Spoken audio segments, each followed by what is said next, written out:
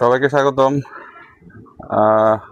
আসছি গ্রিন ভ্যালিতে গুরু রচনা শিখবো বলে। গুরু রচনা আসলে এক সময় আমরা গুরু রচনা পছন্দ না জুল ভাই? জি।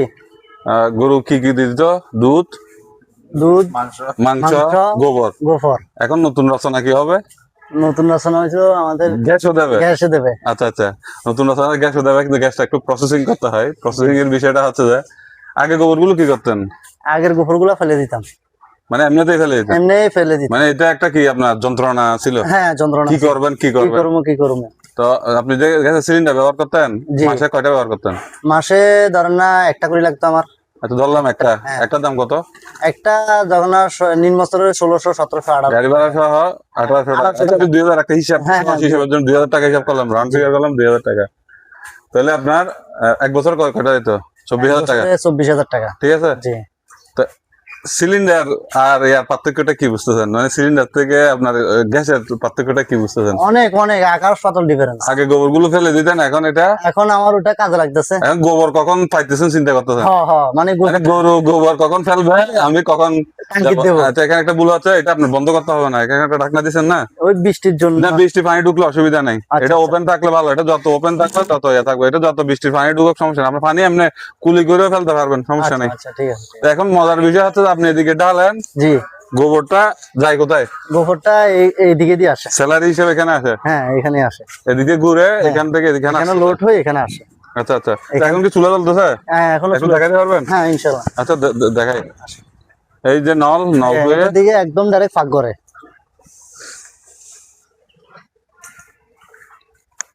ভাবি কই? ভাবি তো দেশের বাড়ি গিয়েছে। আচ্ছা আচ্ছা, দেশের বাড়ি গেছে না? জি, ঠিক আছে।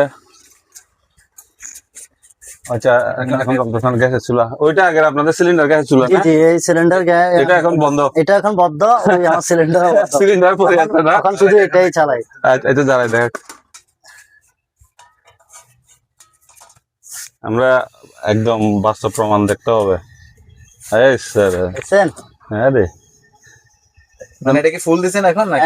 এখন ফুল দানা রান্না করছি তো গ্যাস কমে আসছে। ওই এখানে মিটার দেখাচ্ছে না? মিটারে দেখা যাচ্ছে এই মিটার। হ্যাঁ হ্যাঁ, এই মিটারে কমে আসছে। ধরেন আমার 1100 প্লাস উঠে। আচ্ছা আচ্ছা আচ্ছা, আস্তে আস্তে দিন দিন মানে হবে নতুন তো আরো উঠবে। আচ্ছা আচ্ছা, ফুল উঠবে। তখন রান্না করছি, এখন শেষ, আবার রাত্রে দিনের ভিতরে এখন রান্না শেষ, আবার ফুল হয়ে যাবে। আপনার সিলিন্ডার গ্যাস থেকে আগুনটা কিরকম?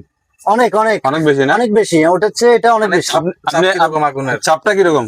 চাপটা চাপ থাকে না একটা? হ্যাঁ হ্যাঁ, ওটা চেয়ে এটা ভালো, এটা ভালো, এটার স্পিডটা বেশি। তা আপনি গ্যাস সিলিন্ডার কিনতেছেন না এখন কতদিন, মানে ইউজ করতেছেন না কতদিন? এই ধরনের এই মাস থেকে টোটালি ব্যবহার করেন না? অর্ধেক এখনো রয়ে গেছে। গ্যাস এখনো অর্ধেক রয়ে গেছে, ওটা ওই থাকুক এই আর কি। এখন আমি এটাই ব্যবহার করি। আচ্ছা আচ্ছা আচ্ছা, তাহলে আপনার জন্য তো সুবিধা হয়েছে। জি জি জি, ঠিক আছে। ধন্যবাদ জেল ভাই। ঠিক আছে। গরু কয়টা? আমার গরু হলো বড় 9টা, আর ছোট একটা 10টা মোট। আচ্ছা আচ্ছা, তাহলে আপনার আছে পর্যাপ্ত। অল্প দিলে হয়, 2টা গরু বা 1টা গরু থাকলে হয়। মুরগির বীজটাও দিতে পারবেন আপনি চাইলে। জি জি, এখানে বৃষ্টি পানি পড়তে সমস্যা নাই না?